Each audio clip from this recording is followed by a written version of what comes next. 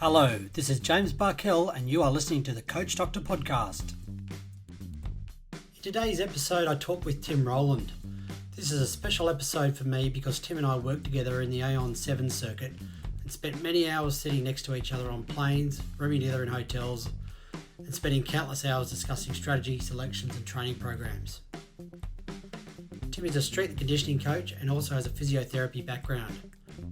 His crossover from physio to strength and conditioning is a match that not too many others in his field have, and it means that he has strengths in both managing athletic performance and also developing state-of-the-art rehab and prehab programs for players returning from injury. Tim is also known as the ACL guy for his work on ACL injuries and recoveries. Most recently, Tim played a large role in the preparation of Gordon's first premiership in over 20 years within the Shute Shield Premier Rugby competition. He's also part owner of the Physio Network, which disseminates research in the field of physiotherapy and sports rehabilitation and puts it out in easy to understand language to develop rehabilitation techniques. I hope you enjoy my chat with Tim. Tim, thanks for joining me on the Coach Doctor Podcast today. I know you're spending a bit of time at home at the moment with your new son and time is valuable, so thank you for giving me that time. I just wanted to start by asking you a little bit about your background. So you initially completed a physiotherapy degree, but then moved more into a strength and conditioning pathway. Why was that? Yeah, it's an interesting story. Essentially, I growing up playing a lot of sport, got injured a fair bit playing a bit of rugby, and so that's sort of what drew me to physio in the first place, because I found myself on the physio bed many times and was quite interested in the whole process and how they went about things. So went straight from year 12 into a physio degree at ACU, and during that degree, I sort of found myself being more and more drawn to the exercise, rehab, and the sort of strength and conditioning elements of the physio degree. And I found myself doing all my reading about training in the gym and all that stuff, rather than reading about like manual therapy and massage and things that are a bit more traditional physio. So I just naturally got drawn to, I think it was a lot driven by the fact that I actually did my ACL in my first year of uni, and then did a huge rehab process that was part of that, and a lot of gym work and strengthening and a lot of S&C stuff. So that's what sparked the interest. And then, so I thought, look, I obviously have a passion for that area. I want to do a master's in high performance sport after I finished my physio degree. So that's essentially what I did. I worked as a physio for some sports teams, did some weekend and after school work whilst I was doing my master's of high performance sport. And the two go so well together. So they really do complement each other. It's not like they're two different silos. Now that I've done both, I can see myself as someone who can, take someone from the very initial point of an injury back to returning to full performance, not just, getting past basic range of movement and little basic strength work. I can actually return them back to a really high level and combine the two. So it helps on that whole rehab spectrum quite nicely. Yeah, nice. I guess that sort of flows into the next question, where I said, how did your physiotherapy background help make you a better strength and conditioning coach? You've sort of answered that. I don't know if you want to build on that at all. Yeah, it definitely goes both ways too. It's like I find that S&Cs that don't have any kind of rehab or physio knowledge at all, they can often get into trouble when trying to deal with athletes that are in the late stage and returning back to training, and they don't realize it.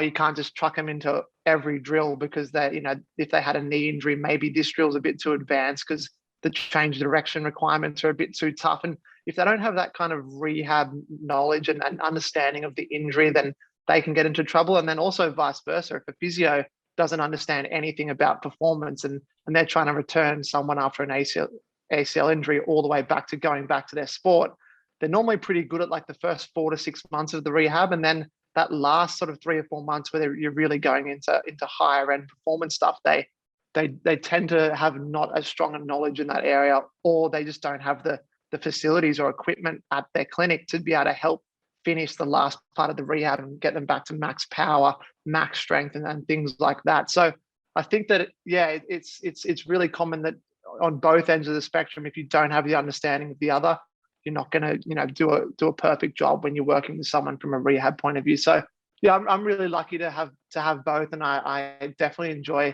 applying both sides of my brain, my physio brain and my S&C brain when working with we're working with athletes in particular. Your average physio working in a clinic seeing, middle-aged Mary from down the road doesn't probably need to know that S&C end of things, but working with athletes, which is my passion, like the two go really, really well together. You mentioned earlier you'd had an ACL injury yourself.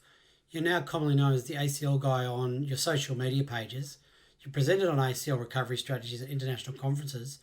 Tell me a bit about your background with ACL injuries and why it's become a bit of a passion for you. Yeah, sure. Yeah, it did all start from doing it myself. In my first year of uni, that definitely sparked the interest, and I just really love the fact that it was such a comprehensive approach needed for ACL rehab. It's not just you get on the plinth in the clinic and do little basic stuff, and it's not just doing the high end performance. It's the whole A to Z, the whole spectrum. And for me, like I think the natural progression after doing physio and then my Masters of High Performance Sport, I felt like I can handle an ACL really well from A to Z. And so having done one myself and then having studied both the physio and the S&C, it sort of all led itself to going, okay, I think I can actually handle an ACL client really well from the whole point throughout the rehab process. So I ended up leaving a more traditional physio clinic and working in a place called Athletes Authority, which is a high performance gym in Artarmon. And I saw ACL clients exclusively for 3 years. Just no one else, didn't see any other injury apart from ACLs, because unfortunately there's there's enough people doing them for that to be a viable thing, which is a bit of a shame, really. But that was the injury that fascinated me the most, and is the injury that I could use all of my skill sets in the most too, like the whole thing. So yeah, I worked for a few years with just ACLs, and then developed my Instagram on the back of that, just sharing some of my ideas and knowledge about it. And funnily enough, the power of social media too, it ended up leading to me being asked to present over in Portugal on ACL rehab and run a 2-day course over there. And they found me through Instagram, through all my content I was putting out over a couple of years. Wow. Reached out. So that's the powers of social media a little bit there. But yeah, so now I love my ACL stuff, and that's the side of physio I really like, the exercise rehab side of things. I'm not that big a fan on the really early stage rehab and the manual therapy and soft tissue sort of stuff. I'm more passionate about that mid to late stage rehab. So yeah. Nice. And how was that conference in Portugal? How did that get on, and how did you, I guess, how were you received with some of your ideas and some of your thoughts over there? Yeah, it was awesome. Super lucky timing. I did it January 2020, about 2 months before shit hit the fan and everything went downhill. So it was actually right after our honeymoon, and had the honeymoon, and then went over to finish the honeymoon up in Portugal for the course, which was really cool. It was great. Like it was my first time presenting that full 2-day course that I came up with. I'd done lots of little seminars before then, but not the full thing. And it was a mix of theory and prac. Tried to really break it up. Like, let's do a theory on return to play, and then do an hour where I actually put someone through the whole return to play testing, and they can see it done, because it was in a gym there that they allowed me to present. So that was great. It went really well. They had about 30 really keen physios and S&Cs, like a pretty good mix of the two, which was what I wanted to see.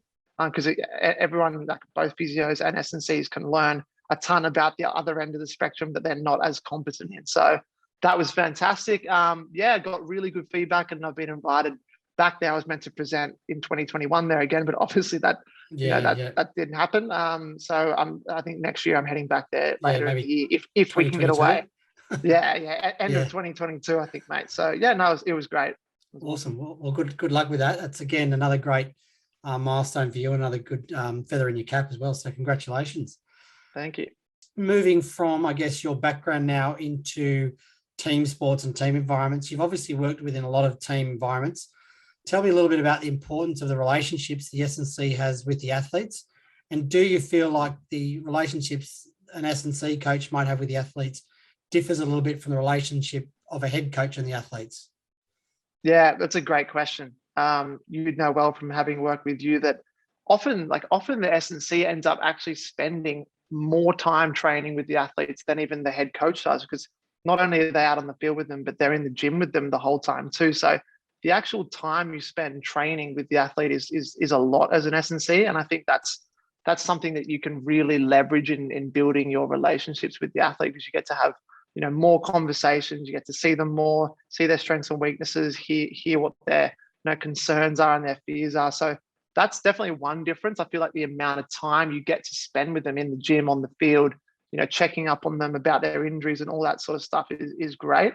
I also feel like the athletes tend to sometimes give you a bit more info than they would to the head coach as an S&C, because if they have, like, I don't know, a bit of a niggle and they're worried about being able to train, they don't want to tell the head coach that, because they know the head coach is the one that decides if they get picked in the team or if they don't. So sometimes they can divulge things to you that they might not divulge to the head coach. And then you're in a tricky situation where you want to make sure that you're respecting the fact that they're coming to you with some information they might not want the coach to know, but then you also want to make sure that you're doing the best by the team. So it's an interesting little situation where you gotta sometimes pass on things that the athlete might not want you to, but it's for the best for them and best for the team.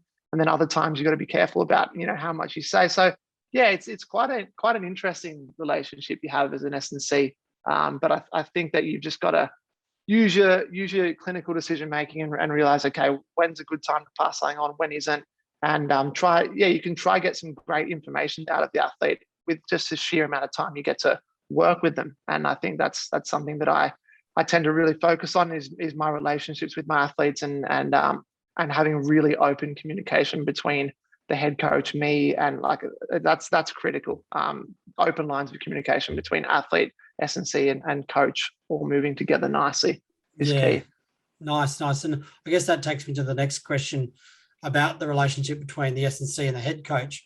In speaking with a lot of strength and conditioning coaches, I often hear them talking about the head coach not giving them enough opportunity to, I guess, run their program or to have ownership over certain things. And the coach might schedule, a block of S&C stuff during training, but halfway through training, he might say, or she might say, I've changed my mind. I've got to spend more time working on this and this before I worry about strength and conditioning. Tell me, I guess you've worked with a lot of coaches before, a lot of head coaches. Tell me a little bit about your thoughts around that and that relationship, and I guess making sure you're all on the same page and to get the best outcomes for the team. Yeah, it's a really critical relationship, and I feel like there's cases where it can go real sour and there can be a lack of respect between the two, and then there are cases where there's awesome relationships and mutual respect and understanding and compromising both ways sometimes, because sometimes a head coach, I've worked with several head coaches that just want to really work the players so hard all the time and flog them and get the best out of them, and then I know they're on the point of breaking and they're doing too much, and then it's just being able to, I think the biggest principle of the relationship between an S&C and a head coach is having open, honest communication. Without that, if you can't talk to each other about what you're feeling and respect and try compromise and understand the other person's perspective, then it would never work at all. That's got to be number one. You can't, if you feel like you can't tell the head coach something because you're worried that they're going to shut you down or just not even listen to what you have to say, then that's a hallmark of a poor relationship in the first place. So open communication is key. That's really important for, especially as the weeks go on, like week by week, adapting, because you can make the best plan in the world, but then something happens, like 3 trainings get washed out and or 3 players go down injured or whatever happens, and you have to adapt what you were going to do. So not only is it important working with a head coach to do the planning and meet a few weeks before and talk about the next few weeks ahead, but also just being able to have that continuous communication on the fly. Okay, how are we going to adapt and adjust the program depending on what's going on, how the player's feeling? Because as the S&C, you often record information about how the players' soreness are and things like that. And if you start to get a gauge that, all right, they're on the edge here of hitting their threshold and they're likely to start to break down a bit, you need to be able to relay that back to the head coach and go, can we just pull back the session today a little bit? I feel like they're getting close, and hopefully there's enough respect and understanding of each other's expertise there that there will be some kind of adapting to the plan. So it's a crucial relationship. But I think it'd be interesting to hear your thoughts too. I mean, I've obviously worked with you and we had a great relationship on that front. We were really able to talk to each other about everything and adapt on the go. But it'd be interesting to hear the coach's point of view about how you've worked with S&Cs in the past on that Yeah, stuff. look, I guess one thing I've tried to do is develop my strength and conditioning knowledge. So I've gone and done my my level 2s and stuff in strength and conditioning, and even though I've done that, I'm still nowhere near, at that level that you guys are. And I think one of the things that, coaches need to do, or head coaches, when it's not an area of theirs, an area of their expertise, they need to have that confidence to go and speak to the strength and conditioning coach or the high performance coaches and say, what are you guys thinking? And one of my issues is that I think there's a lot of coaches out there that don't feel that, they feel that they're sort of devaluing themselves if they go and speak to someone else and ask for their opinions or their advice. I don't think that's happening all the time, but I think there's definitely issues where that might be happening. And that's probably where that relationship breakdown is occurring, when head coaches want to try and take on all that, all that planning and, I guess, periodization of the training season, and not take into account that, the player breakdown and I guess not take into account some of those skills around that strength and conditioning area, if that makes sense. Yeah, definitely. Sometimes I've noticed in the past, like, head coaches can sometimes be like really proud people and not want to reach out and feel like they can do it all themselves. I definitely agree with that. But yeah, I think it's fantastic you've done your ASCA level 2. I've found that the coaches I've worked with that have, a decent level of an understanding of S&C are way more likely to be receptive to feedback about S&C things, because they do have a basic understanding of why you're saying what you are doing, rather than coaches that have no understanding at all of, for example, one of the biggest ones is just load management. If a head coach doesn't understand load management at all, like has no concept of how athletes adapt to load and how it can affect injury rates and things like that, that's what I find the toughest to work with, is someone that doesn't understand that at all, because they might just come out with this training plan or a program that is just completely unrealistic and way too much too quickly. That's often the biggest one. Like, they want to rip in week 1 of training and do 3 2-hour sessions that are really intense. And it's like, all right, you want to have 10 in the rehab group by week 2, do you know? So that's a huge one for me. Like, understanding of load management is the biggest one, because that's where the biggest crossover you'll get between an S&C and a head coach is the planning of the training. And if they don't understand load management, then it's all done. Like, I don't really care if the head coach doesn't understand strength and power training, because that's going to be left to me. But if the head coach doesn't understand load management, and they have the biggest say in what training is going to be done, if they don't understand that, then it's kind of can lead to very bad outcomes, I've found. Yeah. And they just end up wanting to flog the athletes until, as you said, they're broken. So it's definitely something that's important, and something I think that needs to be addressed within different levels of coaching, especially for coaches on the brink of that high performance sort of area. Then it's something that they need to understand, and it needs to be, I guess, addressed within their specific knowledge area. 100%. Tim, just a quick question, or maybe not a quick question. I'd love to hear you go into detail. But in 2020, you held the position of head strength and conditioning coach at Gordon Rugby Club, who won their first Shute Shield competition in over 20 years, and only 2 years earlier they'd come last in the competition. Tell me a little bit about the physical prep and the planning that went into making the season so successful. Yeah, it was a great season. It was my highlight as an S&C so far has to be winning that Shute Shield with Gordon, after being at the club for a few years and knowing the levels that they'd come from only a couple of years prior, and then it being 20 years since it happened. So that was really special. I really enjoyed it. It was obviously a very unique season, because we got right up until the last trial game, March 22nd, and then everything ended. Corona struck and the season got completely postponed. And I think a huge part for us was, well, first of all, we had a brilliant preseason.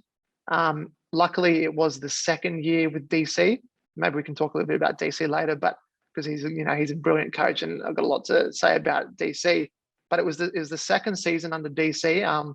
First season was a huge shock for the players, because just the expectations DC has on you as a player and as a staff member too. Like, he really pushes everyone hard. So like that first season DC came in, there were a fair few boys that broke down in that first preseason because they just weren't used to training so hard. But anyway, this time around, second year, the boys had adapted to that level of training. So we had a brilliant preseason. We worked really hard. We had the best Bronco results DC's ever had in the Shute Shield in his time there. So we were really fit. I was really happy with the players' strength levels. We were just ready to go, like really keen to rip into round one. And then obviously everything went downhill on March 22nd.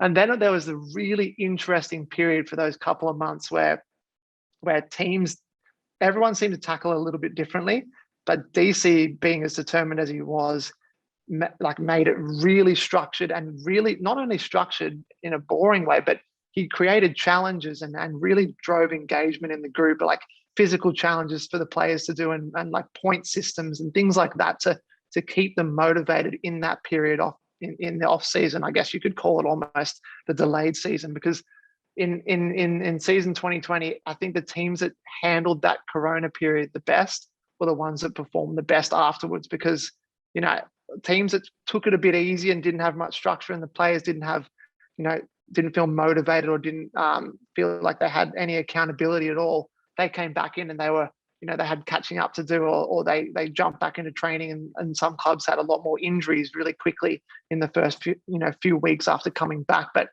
me and DC sort of sat down and said, okay, how much work is it feasible that they can be doing during this time period where they're not going to be with us? Because we didn't know how long it was going to be. We didn't know if it's going to be 3 weeks or 3 months. And that made it so tricky, because you can drive players harder when it's only going to be like a 3 or 4 week window that they're away from you. But that was super tricky. So we sat down, we said, what's a like a realistic and reasonable amount we expect of the players to do? And we just did it in sort of what we call arbitrary load units. So we said minutes times by RPE. So if someone did like a weight session for 1 hour, that's 60 minutes, and the RPE was like a 7 out of 10, 60 times 7, that's 420 units. And we set like a weekly amount that we wanted the players to hit, and we had like excellent, good, average, and you're going to get a call from DC. They were our range. They were our ranges we set. And the players, look, it was an honesty system, but DC drove quite a culture where the players were very honest, and they often did things in pairs, which we were allowed to do. So everyone was kind of accountable to themselves and each other, and they reported in every week on how many load units they hit, and we followed up the guys that weren't doing as much, and we kept them going for quite a long time, and kept it fun, added challenges. People were sending in videos of them doing things, and that, I think that was honestly a huge reason for our success in 2020. We didn't go backwards far at all. Like when the boys came back, we did testing and we were like 5% behind where we were at the end of our preseason, which was the best results DC's seen. So we really kept things going well. And I think that from a physical prep point of view, being creative about what you gave them, learning how to keep a strength and power stimulus when they don't have access to weights was another challenge for me. A lot of it had to shift to single leg and single arm focus, because the loads I had access to weren't enough. We were still able to do a lot of like plyometrics and jumping stuff, because you don't need anything for that. So and then obviously like keeping up a speed stimulus a couple of times a week, so they don't come back having sprinted in 3 months and they ping a hammy in their first week back. Again, you don't need any equipment for that. So yeah, I had to think a little bit, out of the box sometimes. But yeah, I think we handled that period really well, and then came back and found our feet quite quickly. And yeah, we only lost 1 game the whole season, so it was a beautiful season, and so happy to lift the trophy at the end. That was awesome. Yeah, it was a fantastic result for you guys. You mentioned DC, Darren Coleman. Tell me a little bit about him. Obviously, he's just been appointed head coach of the New South Wales Waratahs. Tell me a little bit about him and what makes him such a successful coach. Yeah, I really enjoyed working with DC. He's someone that expects a lot of you and challenges you, but it leads to so much growth in yourself too. Like he wouldn't just be like a typical coach that would, not question why that player's got to take an extra week to come back. He'd be like, he'd ask you why what can we do? Is there anything more we can do to do it faster? What if he did an extra rehab session on Sunday? He'd just try to get every inch out of everyone, players and staff. Like that's a huge part for his success. He has high expectations of everyone. Apart from that, he's a brilliant recruiter, and you can already see some players coming in for the Waratahs coming back that you can see, that DC's had something to do with that for sure. So his recruiting skills are second to none.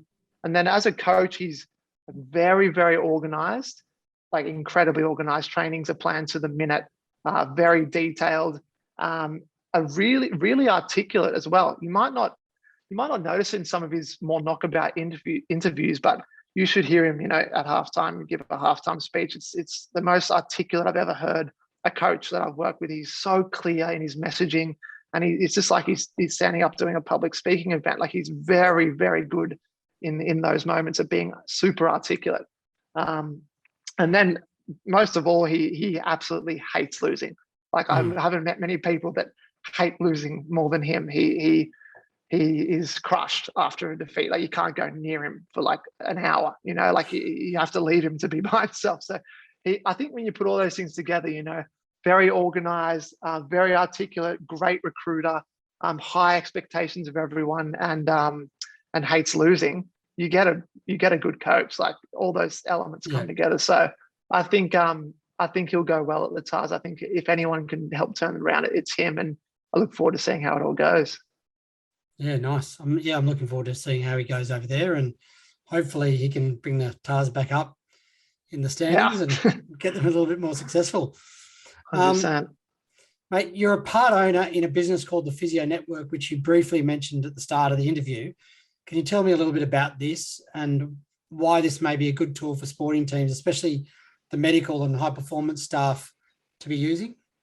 Yeah, so Physio Network for me originally was born out of a side project where I love to help educate and put out information that's valuable for physios on the internet. So I started my own Facebook page, Physio Digest, and was just posting, almost daily for like a few years, and built up a bit of a following and built up some connections with other physios that I knew were doing similar things around the world that had big social media accounts as well.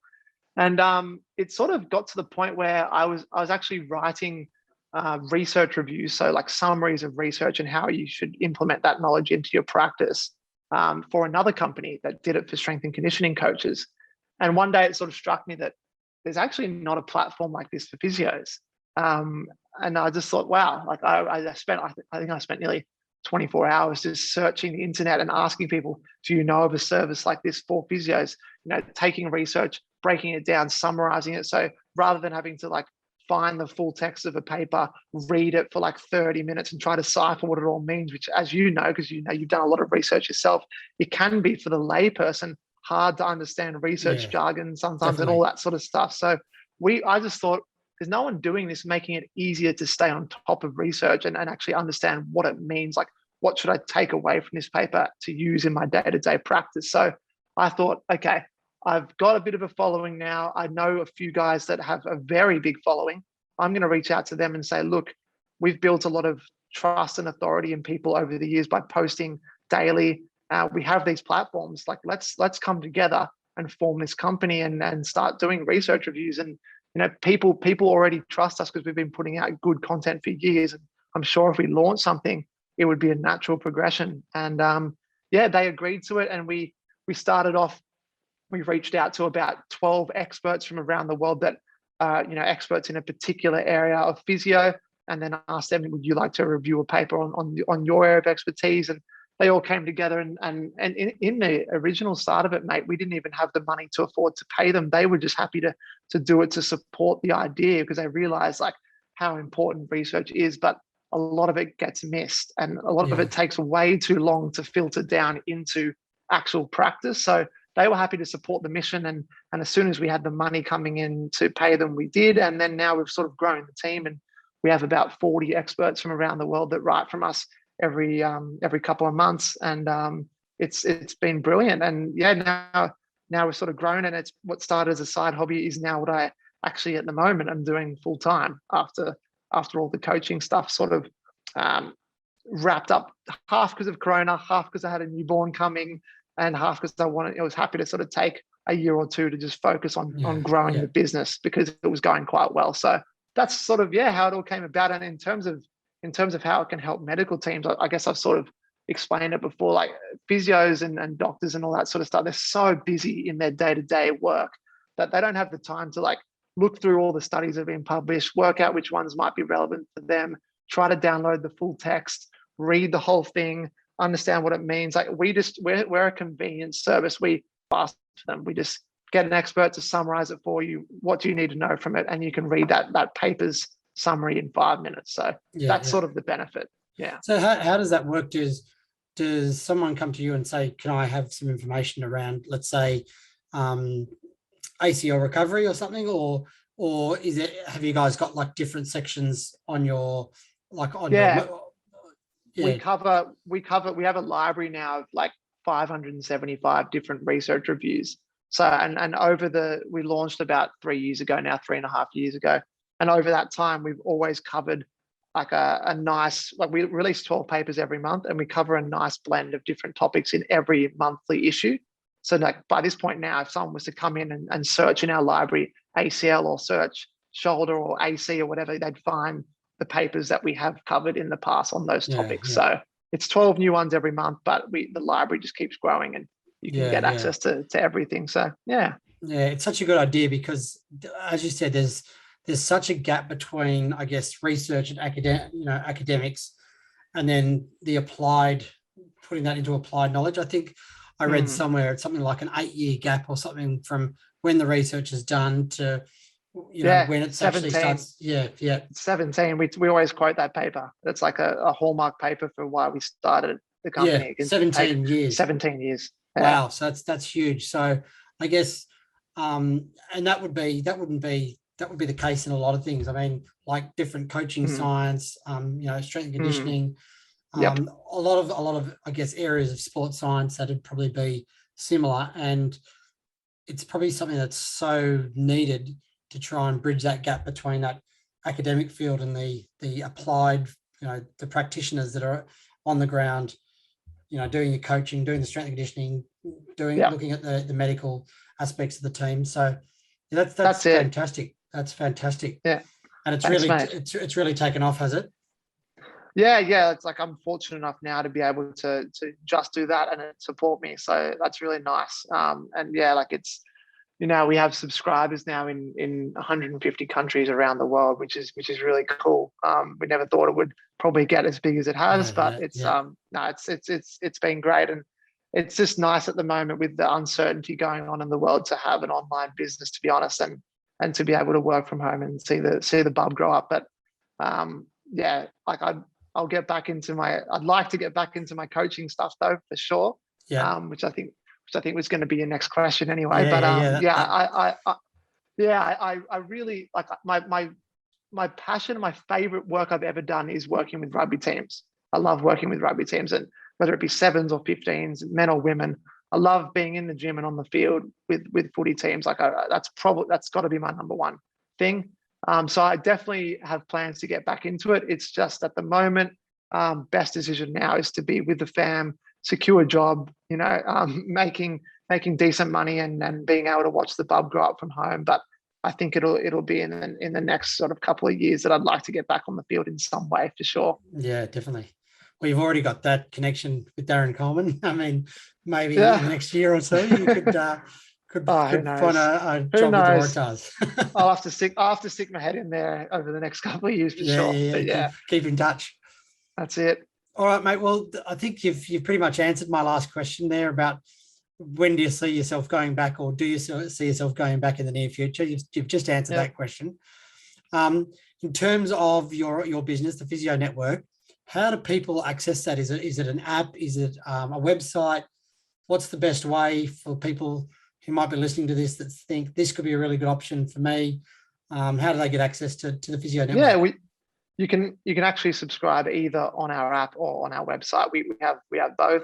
We built the app more recently because people were requesting it. They said it'd be awesome if this content was on an app, just way more convenient. I can just get out the phone, boom, find something within 10 seconds. So we've built an app and obviously the website originally. So you can actually subscribe on either platform, and then it carries across. So if you subscribe on the app, you can log in on the website. If you subscribe on the website, you can log in on the app and get access to both. So yeah, it's just a subscription thing. You can pay monthly or yearly, and it's awesome. Pretty simple. Just physionetwork.com. Physionetwork.com, and if I search for the app, just Physio Network.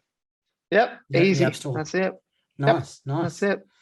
Right, Tim. Cool. Well, mate, I think you've answered quite a few questions today, and I really appreciate the time you've spent talking to me. I know you're a busy man with work and with raising a nice young man. So thank you so much for your time today, and all the best with both the jobs, with family, and eventually when you get back into the coaching in the near future. Thanks so much, mate. Been a pleasure. I hope you've enjoyed the chat with Tim today. I really found his thoughts around combining strength and conditioning with physio intriguing. It was great to hear what his team did to stay motivated during the COVID outbreak in 2020 and remain focused on winning a championship in such a strange season. If anyone is keen to get in contact with Tim regarding the Physio Network or any other matters around strength and conditioning, you can find him on LinkedIn by searching Tim Rowland, or on Instagram by searching _the ACL guy, or by using the website Tim provided.